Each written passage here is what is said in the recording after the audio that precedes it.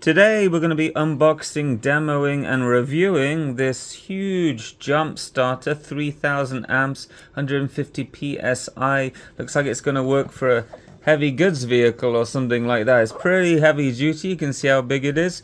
Alright, let's crack this open and see what's inside. Okay, so the only thing inside is this carry case. I imagine it doubles up as, well, a carry case for your car, right? You can throw it in the trunk or boot or whatnot. So there's the jump starter. Got quite a thick manual there. And what looks like a Schrader valve tire inflator. Some jumper cables.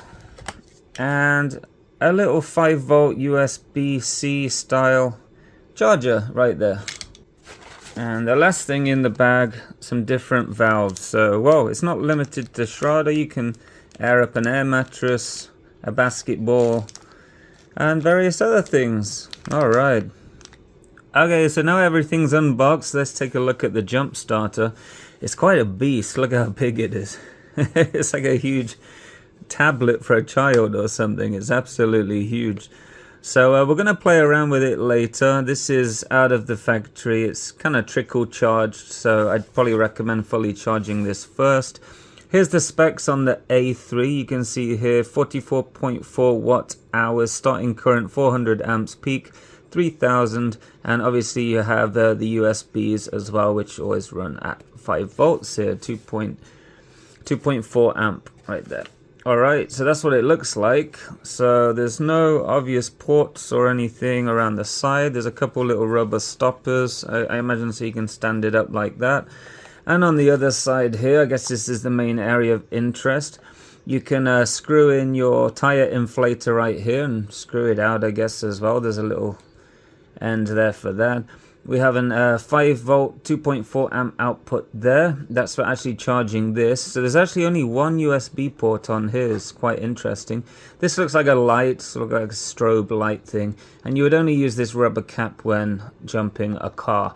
So you can probably take this on vacation camping with you. You're not going to have this permanently attached, which would be quite annoying. But yeah, that's pretty much it. So we're going to run it through the tests with the car, see how many times it can jump the car, have a little talk about it, and then we'll wrap up the video. Alright, let's go.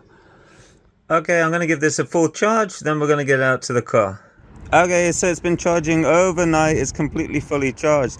So what we're going to do is try and jump this car right here. But we're going to remove this battery because it works just fine and replace it with something like this, which measures, well, let's see how much voltage it gives out. Here's a healthy battery. You can see it's well over 12.5 volts. It's going to start the car no problem. And our bad battery, well, not even 1 volt. You can actually see some of the cells leaking there.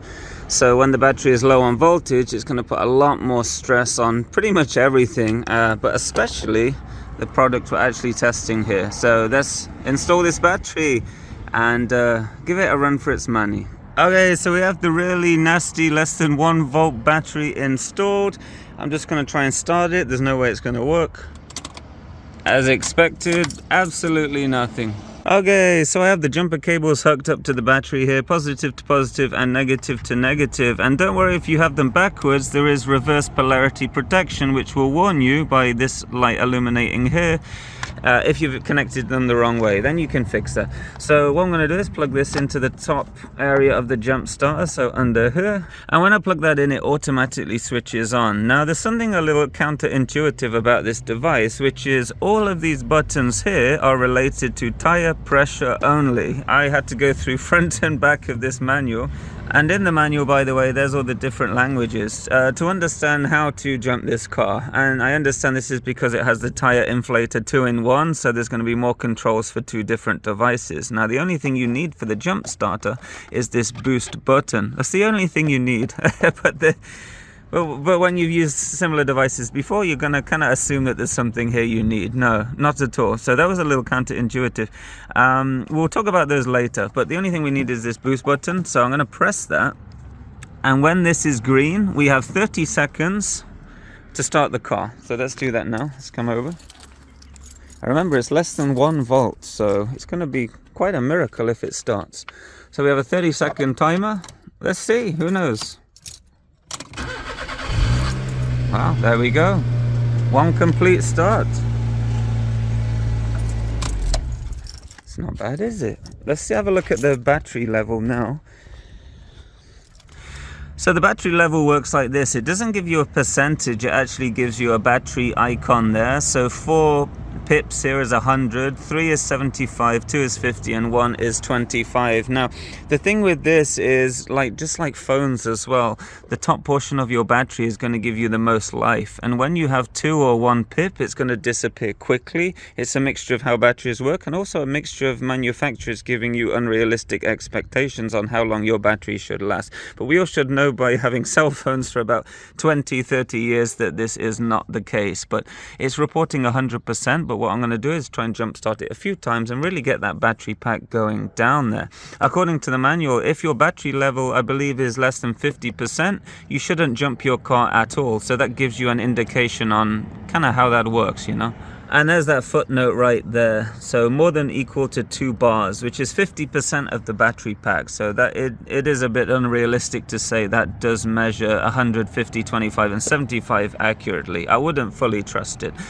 So I have the jumper cables on the wrong terminals now. Let's have a look.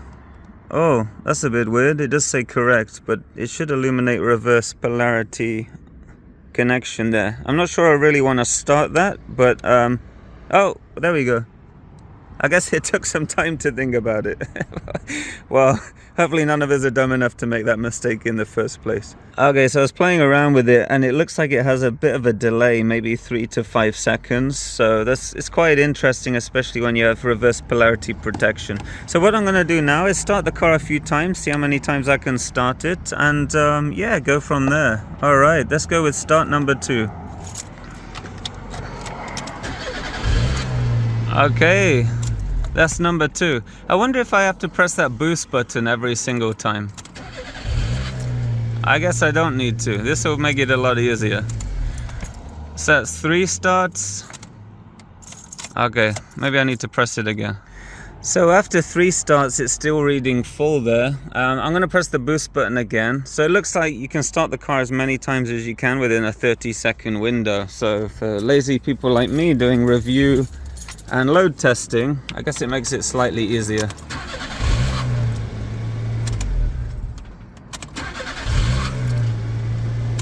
Oh, that's 5.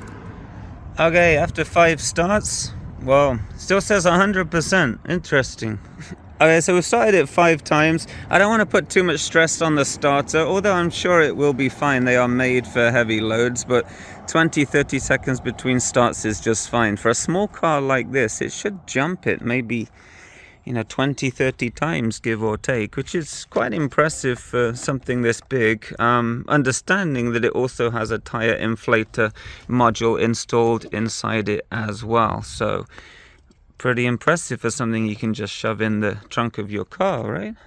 Let's go for 6 and 7.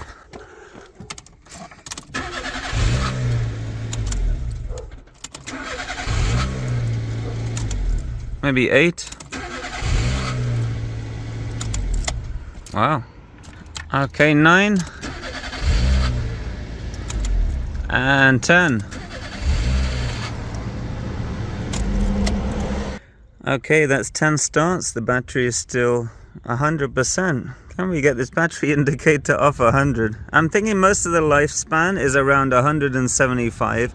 When it gets to 50, I'm sure it's going to tank, because if the instruction manual says you can't use it less than 50, and we've done 10 starts and it's still at 100, that must mean it's at least 40-50 starts to get to 0 if we go to the same sort of potential. But regardless, 10 starts and it's still alive really is not bad, is it? Let's be honest here. All right, maybe we should inflate some tires a bit, then we're going to go back to this. With the same charge, we're not going to charge it anymore now. Okay, so let's look at the tire pressure and tire inflator portions of this device here. It's pretty much 50% of the features. So the reason it's flashing because of the frame rate of the camera, don't worry about that. If we press the top button here, we can switch between devices. So if you look at the bottom here, there's a car icon, 36 psi. You can change that and sort of save it in a preset, I believe. The next option is a bigger car, and you can see the measurement changes. The third one is a bicycle, so maybe a road bicycle there or something, and a basketball, 9 psi. So it looks like there's 4 presets at the bottom. If you hold the button in, you can switch between the measurement system. So we have bar, which we use in the UK and parts of Europe. We have psi, so America, and we have kilopascals, which is another metric form of measurement that some people use somewhere. And what else we got? So we press the middle button, it starts inflating, even if you have nothing connected. You can toggle these settings. So let's get back to psi. I'm more of a psi person. We're doing a car, and we can go up and down. So if I press minus, so minus is on this side, which is kind of weird. So 31 psi in the front, why not? I can start inflating, and it should automatically cut out. But if I connect this, it will, just like one at the gas station, it will give me the psi currently of the tire it's connected to. So right now it's 28 psi. On this vehicle it should be 30 in the front, so let's get that down to 30, press the button, and it should cut out when it gets to 30.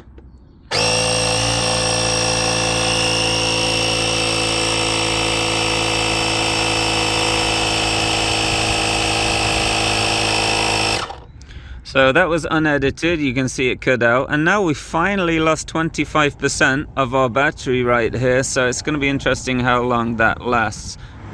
Okay, and the rear one here, it's looking like it needs replacing soon, look at that. Alright, we need to go to 34, so that's severely under, look at that, okay.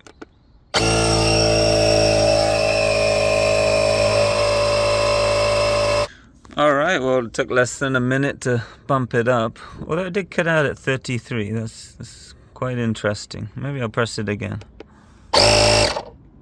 Okay. It must just go to the very border of the PSI, and it just fluctuated under. Interesting, but I don't think it would matter too much. Okay, the other one is also 7 PSI under. Let's inflate this one. Alright, that's one more. Okay, and the last one at the front, 30 psi, so that's 5 under. We took this car maybe 6,000 miles across Europe for the last 3 months, so they're running a little low, I guess. Okay, and that's the last one done. So we did 7 on here, 7 on here, 14, and 3 or 4 on the front. So we did around 20 psi total of inflation. Now this supports up to 150 psi, and you're thinking like a heavy goods vehicle is around 120 max. So it's almost like farming an agricultural level inflation there, which is quite impressive. And it only works with 12 volt systems though, so if you want to jump, a 24 volt system, it's probably not going to work. So only 12 volt systems only, but the PSI, yeah, you can pretty much use that for anything. All right, let's maybe continue jumping, see if we can get this to go down a little further. Okay, so we're plugged back in. I think the only annoying thing I found about this is when you're trying to jump start your car, it knows you plug this in, so why do we need that? I keep accidentally hitting these, and I don't know, maybe it's a pet peeve, but we've started this 10 times now. We've done 20 psi. Maybe let's do 10 more, wrap up the video, see if we can do that. So all right,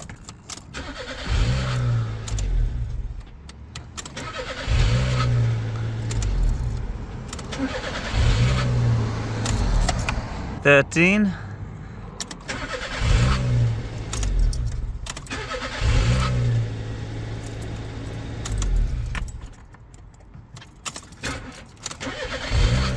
16, 17,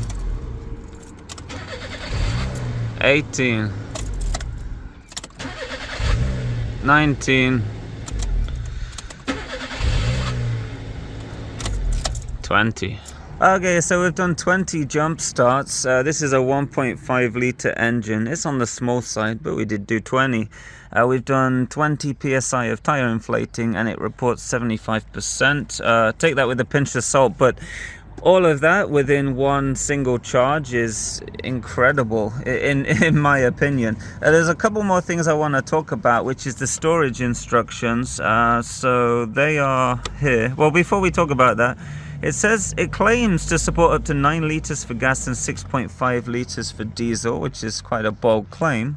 And these are the temperature storage instructions. So inside your car is a lot hotter than the air temperature outside. So if I'm living in a place like Arizona, Nevada, or a hot climate, I'm not going to keep it in my car. There's a lithium-ion battery inside. It can swell and absolutely get damaged, no problem. If you live in a cool climate, maybe in the northern hemisphere, no problem at all. And you can see the negative temperatures. Maybe you're not going to take it to North Sweden, Norway, Alaska, places like that, in which case you'd probably carry it into your house with a little pack each time. It needs to be charged every 3 months, just like a typical maybe laptop or cell phone or something like that, just to prolong its life. Other than that, yeah, a couple of annoyances with the buttons and accidentally hitting the light and tire pressure. I don't even know why that needs to work when it's plugged in. Other than that, very good. I can't complain, and for the price point, it is very cheap. Now, if you're interested in the GOOLOO A3, it's around $100 on Amazon, give or take. If you're in the UK or Europe, 60 pounds, 60 euros, something like that. And it's going to be a device that will, you know, potentially get you off the side of the road and get you home. But not only that, you can charge your phones using the USB there. Take it camping, it uses standard USB-C to charge it as well. So even if potentially you don't have a car or you want another use, you can do that. So pretty good. I'm very impressed, actually. I didn't know what to expect. Like all my reviews, they're honest. I give the negatives, niggles, and positives as well. But overall, I think this is a positive thing, and I'm definitely going to throw this in the trunk when I go on any journey. Okay, I hope you found the video useful. If you also own this product, then write your experiences in the comments below and let others know what you think as well. Okay, take care, guys, and I'll see you in the next video. Take care. Oh, look at that. After 20 starts, we boosted up 1 volt. It's cool, isn't it?